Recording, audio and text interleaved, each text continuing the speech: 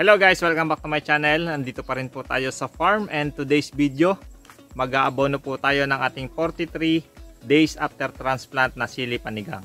And our verse sa Philippians 4:13, sabi po doon, I can do all things through Christ who strengthened me. So let's go guys.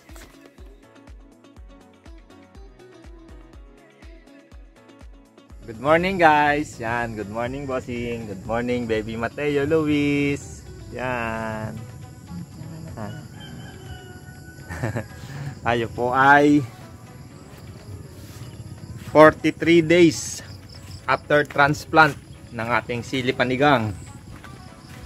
Ngayon po ay nag-aabon ulit tayo. So, puntahan natin yung ating mga kasama na nag-aabono. So yan, makita nyo po yung ating 43 days. Ito, kakatuwa, praise the Lord. Daming bunga. Kita nyo, daming bunga. Pero dito isa pa lang ang pwedeng pilasin kung sakali. Isa pa lang, pero madami nang kasunod. So kahapon ay nagdilig din kami para masuportahan yung pangangailangan sa tubig. Dahil sabi nung isa ang nating mentor sa sili din, pag kulang din daw sa dilig sa tubig, nangungulot din ang dahon o kaya pati bunga na kurba.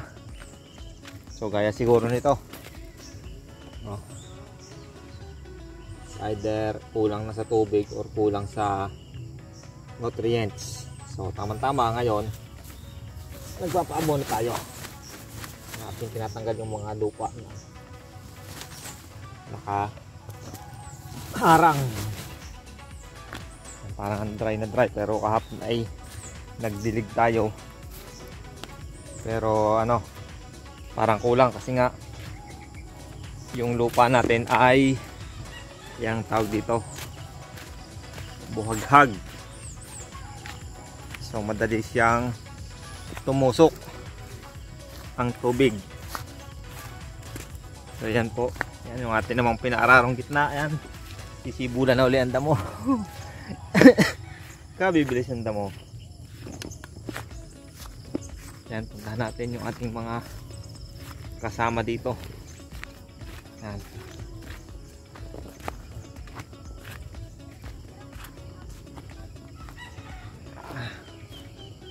Papaabono tayo ngayon.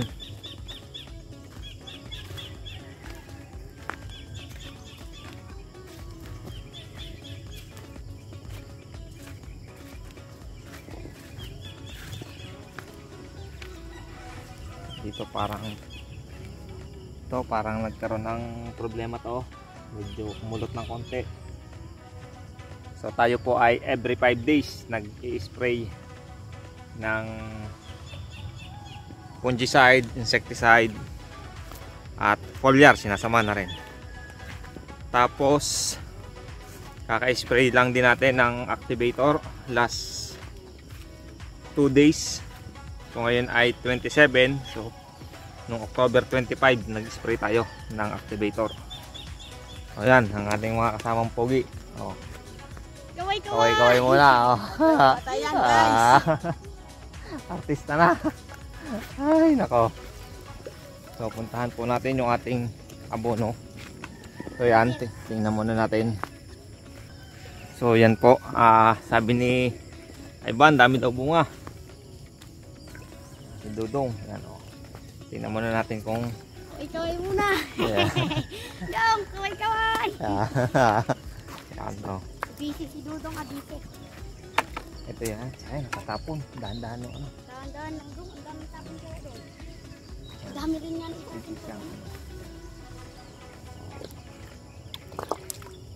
Isang ano po, isang lata ng sardinas kada puno.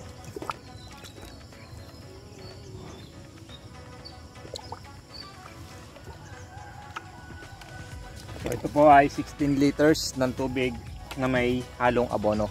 So puntahan natin yung base ng abono na dinidilig.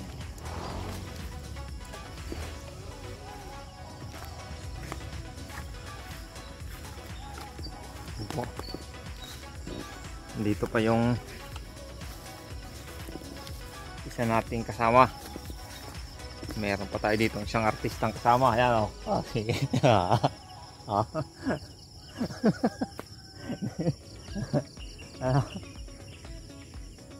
Ating kasama ditong nag-aabon rin. Tapos eto na yung ating abono.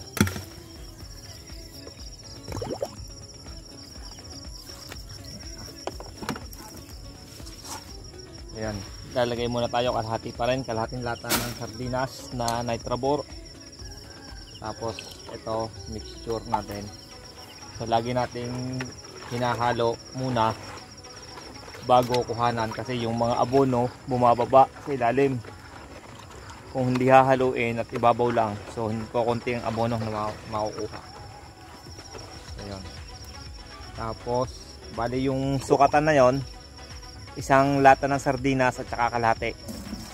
So tayo ay nagpagawa ng salok dahil nung nakaraan natin pag-aabono, ang kinukuha natin dito ano lang, gamit lamang ang kamay. So nakikita natin sobrang concentrated, ay ano, medyo nakakatuklap ng balat ng kamay dahil nga matapang masyado, sobrang concentrated. Kaya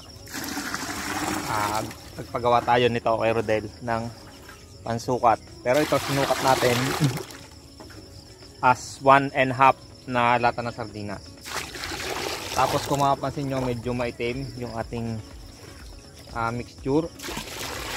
So bali ang pinagsama ko po dito ay nasa 5 kilo ng winner, Yara winner. Tapos 3 kilo ng Triple 14 at saka 2 kilo ng 1620. So yun po ay kaya ganun yung naging mixture ko, kasi yun yung available ko na mga natirang abono. So wala naman pong problema, pwede nyo gawin 5 kilong Triple 16, 5 kilong winner.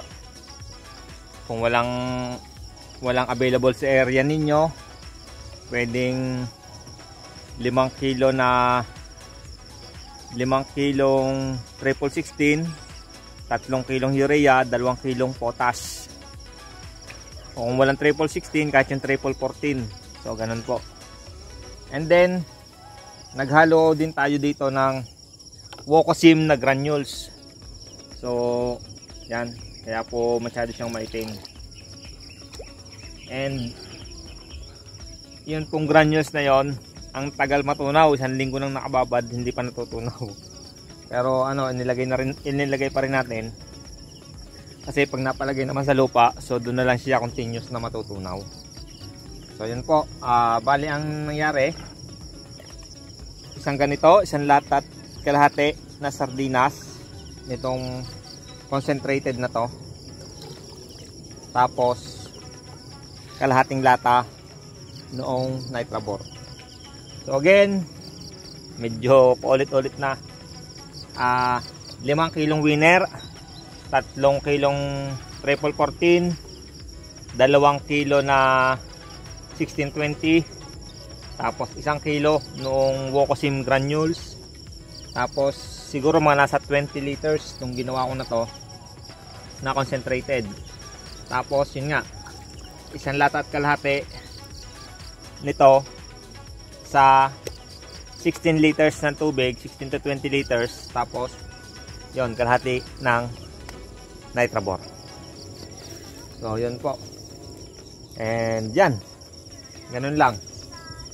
Tapos dilig na natin per puno ay isang lata ng sardinas dun sa mixture. And then ito, nakakatuwa, praise the Lord.